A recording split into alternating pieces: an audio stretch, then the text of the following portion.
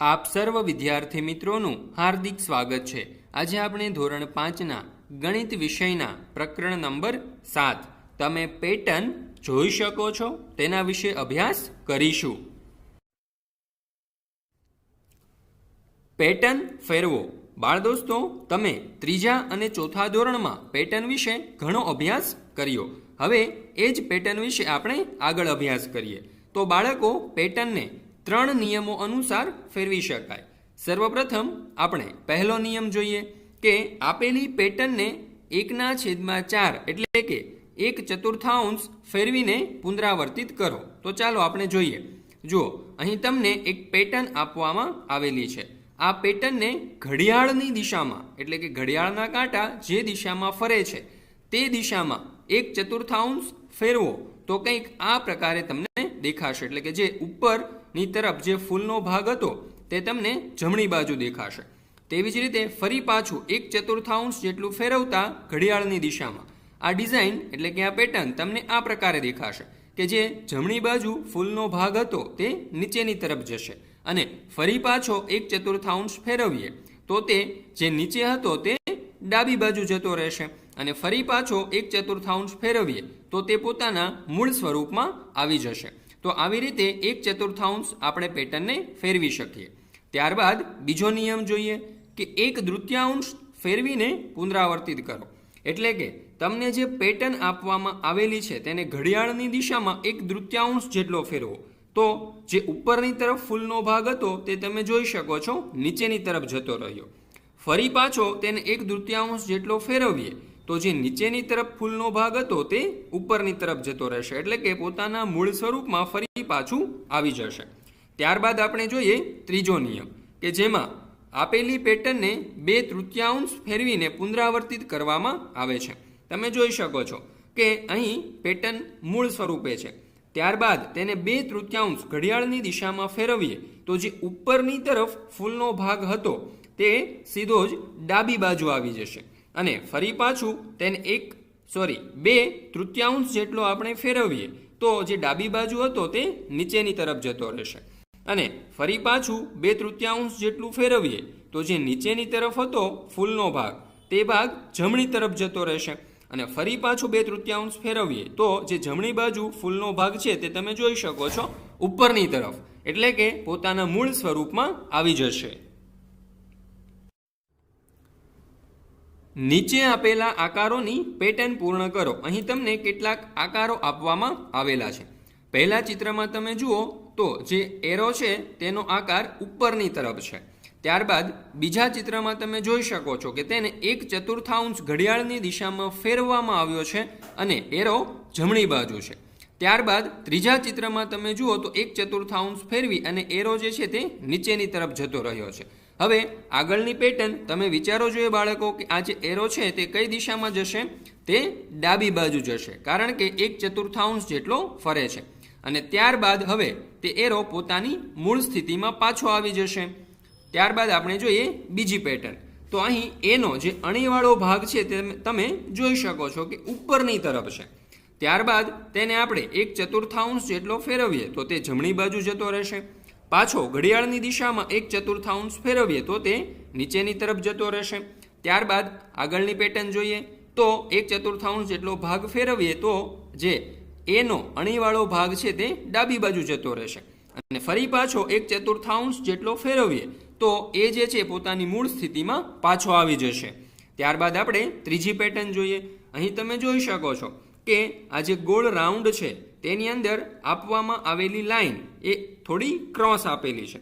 તેને 1/4 ફેરવીએ તો એ સીધી થઈ જશે, પાછી 1/4 ફેરવીએ તો એ થોડી ત્રાસી થશે અને ત્યારબાદ ફરી 1/4 ફેરવીએ તો તે આડી થઈ જશે અને ત્યારબાદ તેને 1/4 જેટલી ફેરવવામાં આવે તો તે પોતાની મૂળ સ્થિતિમાં પાછી આવી જશે। એટલે કે પહેલું ચિત્ર અને આ ચિત્ર બંનેમાં તમને કોઈ તફાવત નહીં જણાય। ચાલો ત્યાર પછીની આપણે પેટર્ન જોઈએ। તો અહીં તમને જે પ્રથમ ચોરસ આપવામાં આવેલું છે તેમાં જે 4 ચોરસ છે તેમાંથી પ્રથમ ચોરસની અંદર રંગ પૂરેલો છે। હવે આ જે રંગ પૂરવાની રીત છે તેને આપણે ઘડિયાળના કાંટાની દિશામાં આગળ વધારીએ તો અહીં બીજા ચોરસની અંદર તમે આ જોઈ શકો છો કે અહીં રંગ પૂરવામાં આવશે. ત્યારબાદ ત્રીજા ચોરસમાં અહીં પૂરવામાં આવ્યો છે. તો ચોથા ચોરસની અંદર તમે જોઈ શકો કે આપણે અહીં રંગ પૂરીએ એટલે કે ઘડિયાળના કાંટાની દિશામાં આપણે રંગને આગળ વધારતા જઈએ. ત્યારબાદ ચોથા ચિત્રમાં રંગ જે છે તે પોતાની મૂળ સ્થિતિમાં પાછો આવી જશે. ત્યારબાદ આપણે જોઈએ બીજી પેટર્ન. તો અહીં જે આપણને આકૃતિ આપવામાં આવેલી છે તેનો અણીવાળો જે ભાગ છે ઉપર છે. ત્યારબાદ બીજા ચિત્રમાં તમે જોઈ શકો કે તેનો અણીવાળો ભાગ ડાબી બાજુ છે. એટલે કે આપણે આ આકૃતિને 2/3 ભાગ જેટલી ફેરવી છે ઘડિયાળની દિશામાં. ત્યારબાદ ફરી પાછી તેને જો આપણે 2/3 જેટલું ફેરવીએ તો જે અણીવાળો ભાગ છે તે નીચેની તરફ જતો રહેશે. અને ફરી પાછા જો આપણે તેને 2/3 ફેરવીએ તો અણીવાળો ભાગ જમણી બાજુ જતો રહેશે. અને ફરી પાછા જો 2/3 જેટલું આપણે ફેરવીએ તો અણીવાળો ભાગ ઉપરની તરફ એટલે કે તેની મૂળ સ્થિતિમાં પાછો આવી જશે. ત્યારબાદ આપણે જોઈએ ત્રીજી પેટર્ન. તો અહીં તમે જોઈ શકો છો કે આપણને એક ત્રિકોણ આપવામાં આવેલું છે. હવે આ ત્રિકોણની અંદર તમે જોઈ શકો છો કેટલા ખૂણા છે? 3. ત્યારબાદ બાજુની આકૃતિ જુઓ કે જેમાં ચોરસ આપવામાં આવેલું છે. તો તેમાં તમે જોઈ શકો છો કેટલા ખૂણા છે? 4. એટલે કે ત્રિકોણમાં 3 હતા, અહીં 4 છે. ત્યારબાદ અહીં જે આપણને આકૃતિ આપવામાં આવેલી છે તેનું નામ છે પંચકોણ કે જેમાં 5 ખૂણાઓ છે. ત્યાર પછીની આકૃતિ છે આપણી ષટકોણની કે જેની અંદર 6 ખૂણાઓ છે. અને ત્યાર પછીની આકૃતિ આપણી હશે સપ્તકોણ કે જેમાં 7 ખૂણાઓ બનાવવામાં આવેલા છે. સંખ્યાઓની પેટર્ન અથવા તો ભાત. બાળ દોસ્તો, આપણે આકૃતિઓની પેટર્ન તો જોઈ, હવે આપણે સંખ્યાની પેટર્ન જોઈએ. 66 થી 74 સુધીની સંખ્યાઓનો ઉપયોગ કરીને એવો જાદુઈ ચોરસ બનાવો કે જેથી દરેક બાજુનો સરવાળો 210 થતો હોય. તો સર્વપ્રથમ આપણે એક બોક્સ દોરી લઈએ. તેમાં આપણે સંખ્યા લખવાનું શરૂ કરીએ. તો સર્વપ્રથમ અહીં લખીશું 73, ત્યારબાદ અહીં લખીએ 68 અને અહીં આપણે લખીએ 69. તો તમે સરવાળો કરી શકો છો કે આ લાઈનનો સરવાળો 210 થશે. ત્યારબાદ આપણે બીજી લાઈન જોઈએ. તો અહીં આપણે 66 લખીશું, ત્યારબાદ અહીં આપણે 70 લખીએ અને ત્રીજા ખાનામાં આપણે લખીએ 74. તો હવે આ ત્રણેય ખાનાનો સરવાળો કરો તો તમને ખ્યાલ આવશે કે અહીં 210 જેટલો સરવાળો થશે. ત્યારબાદ હવે આપણે ત્રીજી લાઈન જોઈએ. તો અહીં 71 લખીએ, ત્યારબાદ અહીં આ 72 લખીએ અને અહીં છેલ્લે આપણે લખીએ 67. તો આ આડી લાઈનનો સરવાળો કરશો તો સરવાળો 200 થશે.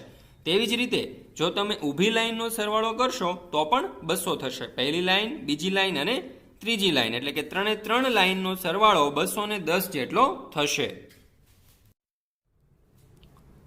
નીચે આપેલા ચોરસને પૂર્ણ કરવા માટે 46 થી 54 સુધીની સંખ્યાઓનો ઉપયોગ કરવાનો છે. અને નિયમ છે તેના માટે કે દરેક હારની સંખ્યાનો સરવાળો 150 થવો જોઈએ.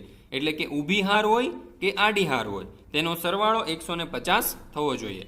તો સર્વપ્રથમ આપણે અહીં 53 લખીએ, ત્યારબાદ બીજા ખાનામાં 48 લખીએ. તો જે આડી હરોળ છે તેનો સરવાળો તમે કરશો તો 150 થઈ જશે.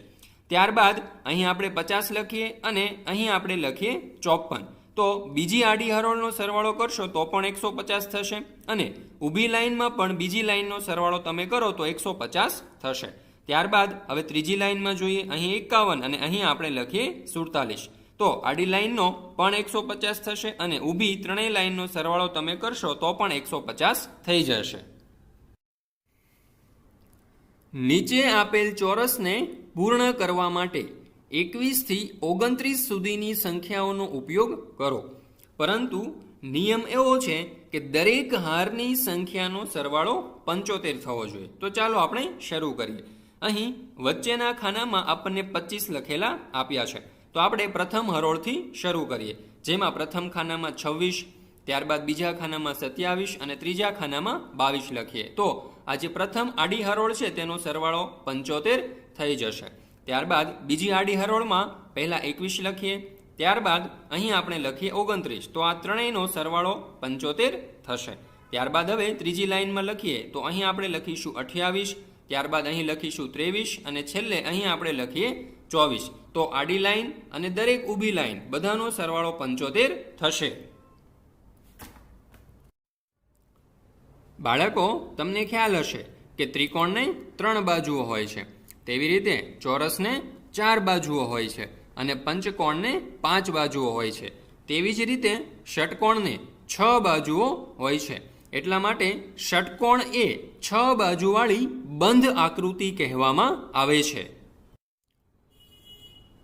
તમારે બધાને જાદુઈ ષટકોણ જુઓ છે ને? તો ચાલો આજે હું તમને જાદુઈ ષટકોણ બતાવું.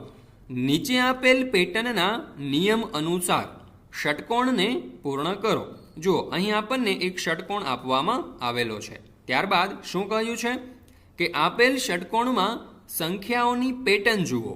તેની દરેક બાજુ પર 2 વર્તુળ તથા એક ચોરસ ખાનું છે. આ જે ષટકોણ છે તેની દરેક બાજુ પર, એટલે કે આ એક બાજુ છે તો તમે જોઈ શકો કે એક બાજુ ઉપર 2 વર્તુળ અને એક ચોરસ. અહીં પણ જોઈ શકો કે આ 1 અને 2 વર્તુળ અને એક ચોરસ આપેલા છે. અને ત્યારબાદ શું કહ્યું છે આપણને કે અહીં જે વર્તુળ છે તેમાં આપણને થોડીક રકમો આપેલી છે અને લખ્યું છે કે દરેક ચોરસ ખાનામાં તમને જે સંખ્યા મળે છે તે ખાનાની બંને બાજુના વર્તુળમાં આપેલી સંખ્યાઓનો ગુણાકાર છે. એટલે કે અહીં જુઓ તો આ વર્તુળમાં જે 14 છે અને અહીં જે 7 છે, તો આ 14 અને 7નો આપણે ગુણાકાર કરીએ અને જે જવાબ આવે તેને આપણે આ ચોરસ ખાનામાં લખવાનો છે. તો આપણે સર્વપ્રથમ શરૂઆત કરીએ આ 5 ગુણ્યા 13 થી, એટલે કે અહીં આ બાજુથી આપણે શરૂઆત કરીએ. તો 5 ગુણ્યા 13 કેટલા થશે બાળકો? 65, બરાબર ને? તો આ ખાનામાં આપણે લખીશું 65. ચાલો, ત્યારબાદ હવે આપણે ગુણાકાર કરીશું 14 અને 5નો. તો 14 ગુણ્યા 5 કરીએ તો આપણો જવાબ થશે 70. તો અહીં આપણે લખીએ 70. ત્યારબાદ આ 14 અને આ 7, આ 14 અને 7નો ગુણાકાર કરીએ તો કેટલા થશે? વિચારો જોઈએ બાળકો, 98, બરાબર ને? તો અહીં આપણે લખીએ 98. ત્યારબાદ હવે આપણે 7 અને 10નો ગુણાકાર કરીએ તો 10 ગુણ્યા 7 બધાને જ આવડતા હશે, બરાબર ને? જવાબ આવશે 70. ત્યાર પછી 10 અને 2નો આપણે ગુણાકાર કરીએ તો આપણો જવાબ આવશે 20. ત્યારબાદ 13 અને 2નો ગુણાકાર કરીએ તો આપણો જવાબ થશે 26. નીચે આપેલ ષટકોણને પૂર્ણ કરવા માટે ઉપરના નિયમોનો ઉપયોગ કરો. એટલે કે ઉપર આપણે જે નિયમથી ષટકોણ બનાવ્યો હતો તે જ નિયમ વડે આ ષટકોણને પણ આપણે પૂર્ણ કરીએ. અહીં તમે જોઈ શકો છો કેટલીક રકમો આપવામાં આવેલી છે. તો આપણે આ 11 અને 9 થી શરૂઆત કરીએ તો 11 ગુણ્યા 9 થશે 99. તો આપણે આ ખાનામાં લખીએ 99. ત્યાર પછી આપણે આ લાઈન ઉપર આવીએ, એટલે કે આ બાજુ ઉપર આવીએ તો અહીં તો આપણને કંઈ આપેલું નથી અને જવાબ તો આપી દીધેલો છે. તો અહીં આપણે 108 ભાગ્યા 9 કરવા પડશે. તો 108 ભાગ્યા 9 કરીશું તો આપણો જવાબ આવશે 12. ચાલો, ત્યાર પછી આપણે આ બાજુ ઉપર આવીએ તો અહીં 12 છે, અહીંયા 7 છે. તો 12 ગુણ્યા 7 આપણે કરીએ તો આપણો જવાબ આવશે 84. ત્યારબાદ આ બાજુ ઉપર તો અહીં 17 છે, અહીં 7 છે. તો 17 ગુણ્યા 7 કરીશું તો આપણો જવાબ આવશે 119. ત્યારબાદ અહીં 17 આપેલા છે અને અહીં છે 6. તો 17 ગુણ્યા 6 કરીએ તો આપણો જવાબ થશે 102. અને ત્યારબાદ 11 અને 6નો ગુણાકાર કરીએ તો આપણો જવાબ આવશે 66. સંખ્યાઓ અને સંખ્યાઓ. અહીં આપણને એવું કહ્યું છે કે પેટર્ન જુઓ અને તે મુજબ ખાલી સ્થાન પૂર્ણ કરો. જુઓ, અહીં આપણને એક પેટર્ન આપવામાં આવેલી છે જેમાં કેટલાક સ્થાન ખાલી મૂકવામાં આવ્યા છે જે આપણે પૂર્ણ કરવાના છે. પરંતુ આ પેટર્નમાં આ સ્થાનને પૂર્ણ કરવા માટે આપણને એક નિયમ યાદ હોવો ખૂબ જ જરૂરી છે. તે નિયમ છે કોઈ પણ સંખ્યામાં અંકોના ક્રમની અદલા બદલી કરવાથી અંકોના સરવાળામાં કોઈ ફેરફાર થતો નથી. એટલે કે અહીં આપણને જે 24, 19 અને 37 આપેલા છે તેનો આપણે ક્રમ બદલી નાખીએ, એટલે કે 37ને આપણે આગળ લઈ જઈએ, 24ને આપણે પાછળ લઈ જઈએ કે 19નું સ્થાન પણ ફેરવી નાખીએ તો પણ તેના સરવાળામાં એટલે કે તેના જવાબમાં કોઈ ફેરફાર થતો નથી. જુઓ, તો 37 કે જે એકદમ છેલ્લે હતા તેને આપણે આગળ લઈ લીધા. ત્યારબાદ 24 કે જે પહેલા હતા તેને આપણે વચ્ચે લઈ લીધા અને 19 કે જે વચ્ચે હતા તેને આપણે છેલ્લે જવા દીધા. તો બાળકો, હવે આપણે આ પ્રથમ 3 સંખ્યા અને આ છેલ્લી 3 સંખ્યા બંનેનો સરવાળો કરીશું તો પણ જવાબ આપણને એક સરખો જ મળશે. ત્યારબાદ હવે આપણે જોઈએ બીજી પેટર્ન કે જેમાં આપણને 215 વત્તા 120 વત્તા 600 આપેલા છે જેને આપણે ખાલી સ્થાનોમાં પૂરવાના છે. તો 600 કે જે છેલ્લે છે તેને આપણે આગળ લઈ લઈએ, એટલે કે અહીં લઈ લીધા. ત્યારબાદ 215 કે જે પહેલા હતા તેને આપણે વચ્ચે લઈ લઈએ, અને 120 કે જે વચ્ચે હતા તેને આપણે છેલ્લે જવા દઈએ, તો પણ જવાબમાં કોઈ ફેરફાર થતો નથી. એટલે કે આ જે અંકો છે તેના ક્રમમાં આપણે અદલા બદલી કરી નાખીએ તો પણ તેના સરવાળામાં, તેના જવાબમાં કોઈ ફેરફાર થતો નથી. ત્યારબાદ આપણે જોઈએ ત્રીજી સંખ્યા, એટલે કે ત્રીજી રકમ. તો તેમાં તમે જોઈ શકો છો કે અહીં આપણને ખાલી જગ્યા આપેલી છે. ત્યારબાદ અહીં 20 છે અને અહીં 34 છે. ત્યારબાદ બરાબરની પાછળ તમે જુઓ તો અહીં ચોરસમાં આપણને ખાલી સ્થાન આપેલું છે, અહીં પ્લસ વત્તા 14 અને ગોળમાં પાછું ખાલી સ્થાન છે. તો અહીં તમે જોઈ શકો છો કે જે 14 છે તેવી જ આકૃતિ અહીં છે, તો આ જે 14 છે તેને આપણે અહીં લખીશું. તેવી જ રીતે આ જે ચોરસ છે તેવી રીતે બરાબરની આગળ પણ અહીં એક ચોરસ આપવામાં આવેલું છે, તો આ ચોરસમાં જેમ 34 છે તેવી જ રીતે આ ચોરસમાં પણ આપણે 34 લખીએ. અને ત્યારબાદ અહીં ગોળમાં આપણને 20 આપેલા છે, તો અહીં પણ આપણે ગોળની અંદર 20 લખીશું. જાણીએ વિશિષ્ટ શબ્દો અથવા તો સંખ્યાઓ કે જેને બંને બાજુથી સમાન વાંચી શકાય તેને પેલિન્ડ્રોમ્સ પણ કહે છે. દાખલા તરીકે નો લેમન્સ, નો મેલન, તેને તમે આગળથી વાંચો કે પાછળથી, બંને બાજુથી એક જ સમાન વંચાશે. તેવી રીતે બીજું ઉદાહરણ છે સ્ટેપ નોટ ઓન પેટ્સ, તે પણ બંને તરફથી એક સમાન વંચાશે, તો તેને વિશિષ્ટ શબ્દો અથવા તો સંખ્યાઓ કહેવામાં આવે છે.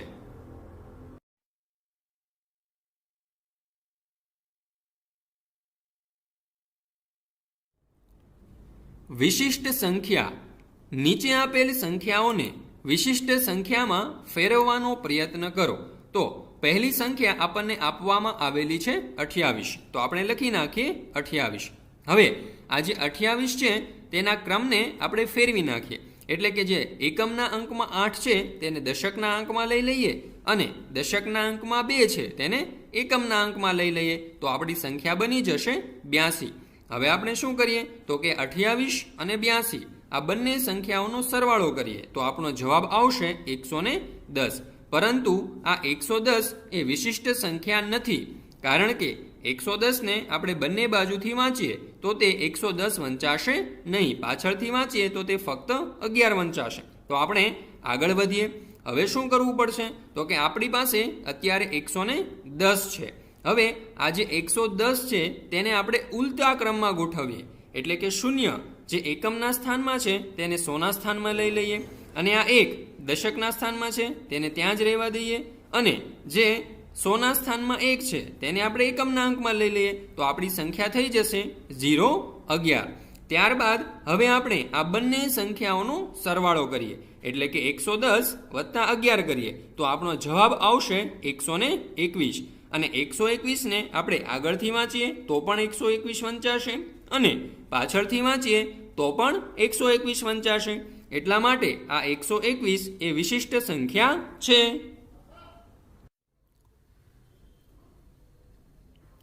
બીજી સંખ્યા આપણને આપવામાં આવેલી છે 132. હવે આ જે 132 છે તેને આપણે ઉલટા ક્રમમાં ગોઠવી દઈએ, એટલે કે 2 જે એકમના અંકમાં છે તેને 100ના અંકમાં, 3 જે દશકમાં છે તે દશકમાં રહેશે, અને 1 જે 100ના અંકમાં છે તે એકમના અંકમાં જશે, એટલે આપણી સંખ્યા બની જશે 231. ત્યારબાદ હવે આપણે આ 132 અને 231 આ બંને સંખ્યાઓનો સરવાળો કરી દઈએ તો આપણી સંખ્યા થઈ જશે 363, જેને આપણે આગળથી અને પાછળથી બંને તરફથી એક સરખી વાંચી શકીએ છીએ.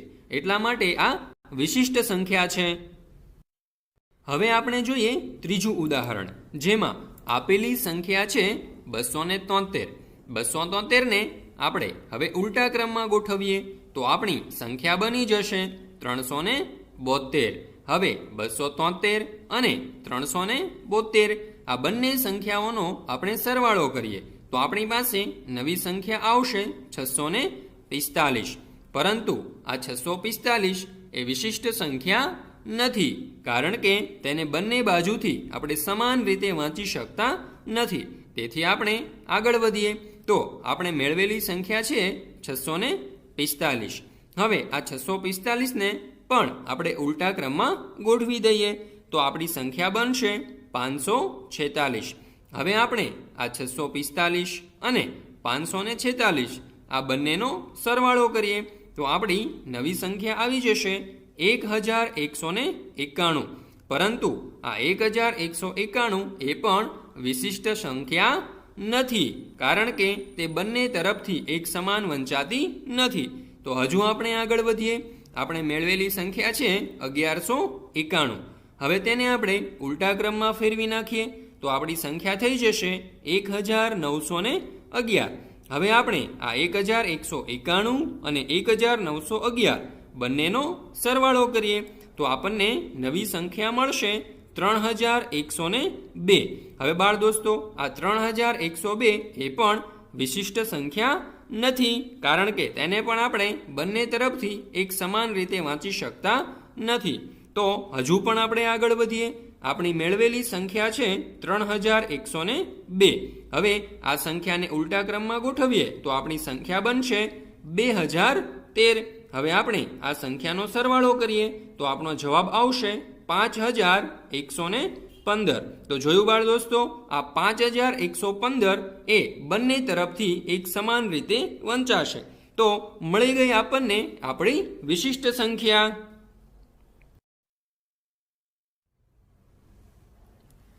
જેમ આપણે કેટલીક વિશિષ્ટ સંખ્યાઓ જોઈ, તેવી જ રીતે કેટલાક વિશિષ્ટ શબ્દો પણ હોય છે કે જેને આપણે ડાબેથી કે જમણેથી એટલે કે બંને બાજુથી વાંચીએ તો તે સમાન જ વંચાશે. જેમ કે મેડમ, તમે ડાબી બાજુથી વાંચો કે જમણી બાજુથી, બંને બાજુથી તે મેડમ વંચાશે. ત્યારબાદ બીજું છે ટોપ સ્પોટ, જેને તમે બંને તરફથી એક સમાન વાંચી શકો. બીજા પણ એવા કેટલાક ઉદાહરણ છે. I did I. ત્યારબાદ never odd or even. Was it a cat I saw. Eva can I see bees in a cave. કોઈ એક સંખ્યા લો, તેને દરેક વખતે વારાફરતી 2, 3, 4 વગેરે જેવી સંખ્યાઓ વડે ગુણો અને દરેક વખતે તેમાં 3 ઉમેરતા જાઓ. જવાબમાં કેટલો તફાવત આવે છે તે પણ આપણે જોવાનો છે, અને એ પણ જોવાનું છે કે આ તફાવત દરેક વખતે એક સરખો આવે છે કે અલગ અલગ. તો ચાલો આપણે જોઈએ. એક સંખ્યા તરીકે આપણે 12 લઈએ અને 12નો ગુણાકાર 2 સાથે કરીએ તો 24 થશે, અને એ 24માં આપણે 3 ઉમેરીએ તો આપણો જવાબ આવશે 27. ત્યારબાદ 12નો ગુણાકાર 3 સાથે કરીએ અને એમાં 3 ઉમેરીએ તો આપણો જવાબ થશે 39. ત્યારબાદ 12નો ગુણાકાર આપણે 4 સાથે કરીએ અને તેમાં 3 ઉમેરીએ તો આપણો જવાબ થશે 51. હવે આ જે જવાબ છે 27, 39 અને 51, તેનો તફાવત જોઈએ તો 39માંથી 27 બાદ કરીએ તો તફાવત 12 આવશે. તેવી જ રીતે 51માંથી 39 બાદ કરીએ તો પણ તફાવત 12 આવશે. હવે આ પેટર્નને આપણે આગળ વધારીએ. અહીં તમે જોઈ શકો છો કે 12નો ગુણાકાર આપણે 5 સાથે કરીએ અને તેમાં 3 ઉમેરીએ તો આપણો જવાબ 63 આવશે. ત્યારબાદ 12નો ગુણાકાર 6 સાથે કરીએ અને તેમાં 3 ઉમેરીએ તો આપણો જવાબ 75 આવશે. ત્યારબાદ 12નો ગુણાકાર 7 સાથે કરીએ અને તેમાં 3 ઉમેરીએ તો આપણો જવાબ 87 થઈ ગયો. એવી જ રીતે આ પેટર્નને આપણે આગળ વધારતા જઈએ તો તમે જોઈ શકો છો કે આપણી પાસે કેવા કેવા જવાબ આવતા જશે. તો હવે આપણે જોઈએ કે 63 અને 75 આ બંનેનો તફાવત જોઈએ તો 12 થશે. તેવી જ રીતે 87માંથી 75 બાદ કરીએ તો પણ તફાવત 12 થયો. 99માંથી 87 બાદ કરીએ તો પણ 12 તફાવત, અને 111માંથી 99 બાદ કરીએ તો પણ આપણો તફાવત 12 થયો. તો જોયું બાળ મિત્રો તમે કે દરેક વખતે તફાવત છે તે એક જ સરખો આવે છે 12. નીચે આપેલી પેટર્ન ધ્યાનપૂર્વક જુઓ. શું તમે એ પેટર્નને આગળ વધારી શકો છો? તો ચાલો સર્વપ્રથમ આપણે આ પેટર્નને આગળ વધારવાનો પ્રયત્ન કરીએ. તો 9માંથી આપણે 1 બાદ કરીએ તો આપણો જવાબ આવશે 8, અને 8ને વળી પાછા 8 વડે ભાગીએ તો આપણો જવાબ થઈ જાય 1. ત્યારબાદ અહીં જુઓ, 98માંથી 2 બાદ કરીએ તો 96 થશે, અને 96 ને આપણે 8 વડે ભાગીએ તો આપણો જવાબ થશે 12. તેવી જ રીતે આ પેટર્નને આગળ વધારીએ આપણે તો 987 માંથી 3 બાદ કરીએ અને તેને 8 વડે ભાગીએ તો આપણો જવાબ આવશે 123. તેવી જ રીતે 9876 માંથી 4 બાદ કરીએ અને તેને 8 વડે ભાગીએ તો આપણો જવાબ આવશે 1234. બાળકો હવે કહો જોઈએ કે અહીં આપણે કઈ સંખ્યા લખીશું તો 6 ની પાછળ આપણે 5 ઉમેરવા પડશે એટલે કે 9, 8, 7, 6 અને 5 તેમાંથી આપણે બાદ કરીશું 5 અને તેને 8 વડે ભાંગીએ તો આપણો જવાબ આવશે 1, 2, 3, 4 અને 5. ત્યાર પછી 9, 8, 7, 6, 5, 4 માઇનસ આપણે કરીશું બાદ 6 અને ભાંગ્યા 8 તો શું જવાબ આવશે તમારે જાતે જ લખવાનો છે અહીંયા. ત્યારબાદ આપણે જોઈએ 9, 8, 7, 6, 5, 4, 3 તેમાંથી બાદ કરીશું 7 અને તેને આપણે 8 વડે ભાંગીએ તો આપણો જવાબ આવશે 1, 2, 3, 4, 5, 6 અને 7. તો જોયું બાળકો, આ પેટર્નને આપણે આગળ વધારી શકીએ. સ્માર્ટ સરવાળો. બાળકો, અહીં આપણને એક કોષ્ટક આપવામાં આવેલું છે જેની પ્રથમ હરોળમાં તમે જોઈ શકો છો 1 થી 10 સુધીના અંકોનો સરવાળો આપેલો છે જે થશે 55. ત્યારબાદ બીજી હરોળમાં 11 થી 20 સુધીના અંકોનો સરવાળો છે જે થશે 155. ત્યારબાદ ત્રીજી હરોળમાં 21 થી 30 સુધીના અંકોનો સરવાળો જે થશે 255. ત્યારબાદ 31 થી 40 સુધીના અંકોનો સરવાળો જે થશે 355. ત્યારબાદ 41 થી 50 નો સરવાળો જે થશે 455. ત્યારબાદ 1 થી 60 નો સરવાળો જે થશે 555 અને 61 થી 70 નો સરવાળો જે થશે 655. તો આ કોષ્ટક પરથી આપણને એક સવાલ પૂછેલો છે કે શું તમને આ સરવાળાના જવાબમાં કોઈ પેટર્ન દેખાય છે? અહીં તમે જુઓ, આ જે જવાબ છે સરવાળાનો તેમાં તમે કોઈ પેટર્ન જોઈ શકો છો? તો હા, મને જવાબમાં પેટર્ન દેખાય છે. શું પેટર્ન? તો કે ક્રમિક 100નો વધારો થતો જાય છે. તમે જુઓ, અહીં 55 હતા તો 100 વધારતા 155 થયા, તેમાં 100 વધારતા 255 થયા, તેમાં પણ 100 વધારતા 355. એવી રીતે ક્રમિક 100નો વધારો થતો જાય છે. અથવા એવું પણ કહી શકીએ કે દરેક હરોળમાં 5મા ક્રમે આવતી સંખ્યાની પાછળ અંક 5 લખતા મળતી સંખ્યા એ ક્રમિક 10 સંખ્યાનો સરવાળો છે. અયુગ્મ સંખ્યાઓ સાથે ગમ્મત. અયુગ્મ સંખ્યા એટલે કે એકી સંખ્યા. શું કહ્યું છે આપણને કે પ્રથમ 2 અયુગ્મ સંખ્યાઓ લો તો પ્રથમ 2 એકી સંખ્યા થશે 1 અને 3. ત્યારબાદ કહ્યું છે તેમનો સરવાળો કરો તો આપણે 1 અને 3નો સરવાળો કરીએ તો આપણો જવાબ આવશે 4. હવે 4 જવાબ મળે તો એને આપણે 2 ગુણ્યા 2 એમ પણ લખી શકીએ.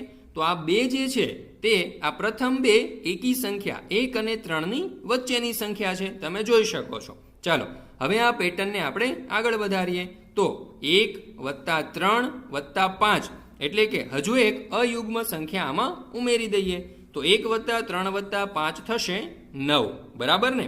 હવે 9 એટલે કે 3 ગુણ્યા 3. તો તમે જોઈ શકો છો કે 1, 3 અને 5માં વચ્ચેની સંખ્યા છે 3. તો 3 ગુણ્યા 3 કરીએ એટલે 9 આવી જશે. ચાલો હજુ એક એકી સંખ્યા તેમાં ઉમેરીએ તો 1 + 3 + 5 + 7 તો આપણો સરવાળો થશે 16. હવે 16 સરવાળો થઈ ગયો અને 16ને આપણે 4 ગુણ્યા 4 એમ પણ લખી શકીએ. બરાબર ને? તો 4 જે છે એ તમે જોઈ શકો છો કે આ ચારેય સંખ્યાની વચ્ચે એક્ઝેક્ટ એટલે કે 3 અને 5ની વચ્ચે અહીં 4 આવશે. હજુ એક સંખ્યા તેમાં એડ કરીએ તો 1 + 3 + 5 + 7 + 9 તો આપણો સરવાળો કેટલો થશે બાળકો? 25. બરાબર ને? તો 25 સરવાળો થઈ ગયો તો અહીં આપણે 5 ગુણ્યા 5 એવું લખી શકીએ અને અહીં તમે જોઈ શકો છો કે વચ્ચેની સંખ્યા છે 5. હવે આપણે 1 + 3 + 5 + 7 + 9 + 11નો સરવાળો કરીએ તો સરવાળો થશે 36. બરાબર ને? હવે 36ને આપણે 6 ગુણ્યા 6 પણ લખી શકીએ અને એક્ઝેક્ટ વચ્ચેની સંખ્યા થશે 6. તેવી જ રીતે છેલ્લી સંખ્યા છે 1 + 3 + 5 + 7 + 9 + 11 + 13 જેનો સરવાળો થશે 49 અને 49ને આપણે 7 ગુણ્યા 7 લખી શકીએ અને આ 1 થી 13ની વચ્ચેની સંખ્યા થશે 7. હવે આપણે અજ્ઞાત સંખ્યાઓ વિશે જાણકારી મેળવીએ. બંનો અને વિનોદે ધારેલી સંખ્યાઓ વિશે આપણે અનુમાન કરીએ. તો શું કહ્યું છે આપણને કે તેમણે ધારેલી સંખ્યા 100ના અડધા કરતાં મોટી છે, એટલે કે 100ના અડધા 50 થશે. તો તેણે જે સંખ્યા ધારી છે એ 50 કરતાં મોટી છે. ત્યારબાદ એવું કહ્યું છે કે તે 6ના 10 ગણાથી મોટી અને 7ના 10 ગણાથી નાની છે. હવે 6ના 10 ગણા એટલે 60 અને 7ના 10 ગણા એટલે 70. તો આ સંખ્યા 60 અને 70ની વચ્ચે છે તેવું આપણે કહી શકીએ. ત્યારબાદ એવું કહ્યું છે કે તેનો દશકનો અંક એ તેના એકમના અંક કરતાં એક વધુ છે. બાળકો, આપણે જોયું કે આ સંખ્યા 60 અને 70ની વચ્ચે છે, તો દશકનો અંક તો 6 જ હશે, બરાબર ને? તો એકમનો અંક શું છે? તો એના કરતાં એક ઓછો હશે. તો અહીં આપણે લખીએ 5, એટલે કે એકમનો અંક થઈ ગયો 5. અને એવું કહ્યું છે કે બંને અંકોનો સરવાળો 11 છે, એટલે કે એકમ અને દશક બંને અંકોનો સરવાળો 11 થશે. તો આપણે 6 અને 5 એટલે કે એકમનો અંક અને દશકનો અંક બંનેનો સરવાળો કરીએ તો જવાબ 11 આવે. તો આપણે કહી શકીએ કે આપણો જવાબ 65 થશે, એટલે કે બંનો અને વિનોદે ધારેલી સંખ્યા 65 હશે. તો ચાલો આપણે તેણે ધારેલી બીજી સંખ્યા વિશે પણ જાણવાનો પ્રયત્ન કરીએ. અહીંયા કહ્યું છે કે તે 100ના અડધા કરતાં નાની છે, એટલે કે 100ના અડધા 50 થશે. તો આપેલી સંખ્યા 50 કરતાં નાની છે. ત્યારબાદ એવું કહ્યું છે કે તે 4ના 10 ગણાથી મોટી અને 50ના 10 ગણાથી નાની છે. હવે 4ના 10 ગણા 40 અને 5ના 10 ગણા 50, એટલે કે આપેલી સંખ્યા 40 અને 50ની વચ્ચે હશે. ત્યારબાદ એવું કહ્યું છે કે તેનો દશકનો અંક તેના એકમના અંક કરતાં 2 વધુ છે. હવે બાળ મિત્રો, આપેલી સંખ્યા 40 અને 50ની વચ્ચે છે, એટલે આપણને એ તો ખ્યાલ આવી જ ગયો કે તેનો દશકનો અંક છે તે 4 હશે. અને એવું કહ્યું છે કે એકમના અંક કરતાં 2 વધુ છે, એટલા માટે આપણે 4માંથી 2 બાદ કરવા પડશે. તો આપણને એકમનો અંક મળી જશે. તો એકમનો અંક થશે 2. ત્યારબાદ એવું કહ્યું છે કે બંને અંકોનો સરવાળો 6 થાય છે, એટલે કે 4 + 2 આપણે કરીએ તો આપણો જવાબ આવશે 6. તો આવી રીતે આપણને સંખ્યા મળી જશે 42.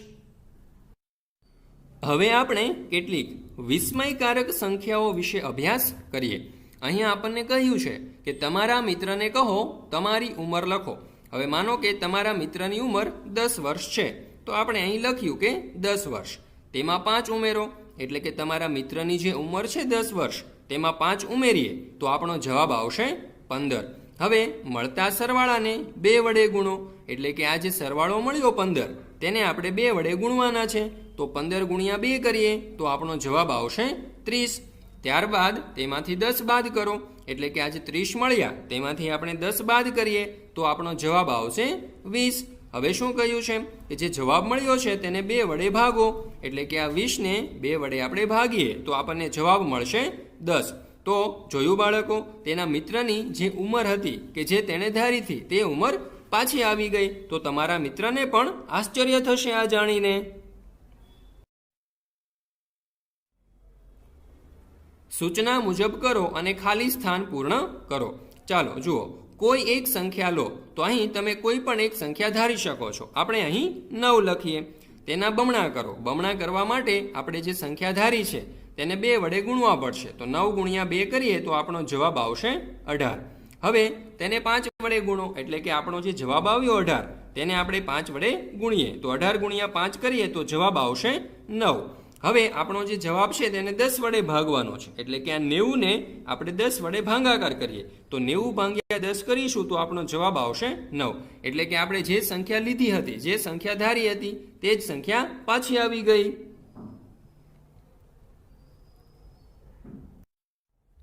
ચાલો ત્યારબાદ શું કહ્યું છે કે સૂચના મુજબ કરો અને ખાલી સ્થાન પૂર્ણ કરો. કોઈ એક સંખ્યા લો. તો અહીં આપણે 6 ધારી લીધા, તેના બમણા કરવાનું કહ્યું છે. તો 6ને આપણે 2 વડે ગુણીએ તો આપણો જવાબ આવશે 12. ફરીથી તેના બમણા કરો, એટલે કે આ જે 12 જવાબ આવ્યો તેને ફરી પાછા 2 વડે ગુણો તો આપણો જવાબ આવશે 24.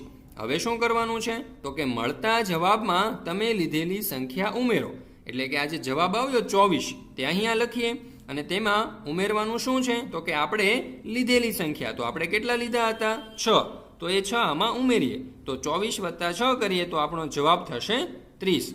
હવે ફરીથી બમણા કરો, એટલે કે આ જે 30 છે તેને ફરી વખત 2 વડે ગુણવાના છે. તો 30 ને 2 વડે ગુણીએ તો આપણો જવાબ આવશે 60. હવે આ 60 ને 10 વડે ભાગવાના છે. તો 60 ભાગ્યા 10 કરીએ તો આપણો જવાબ આવશે 6.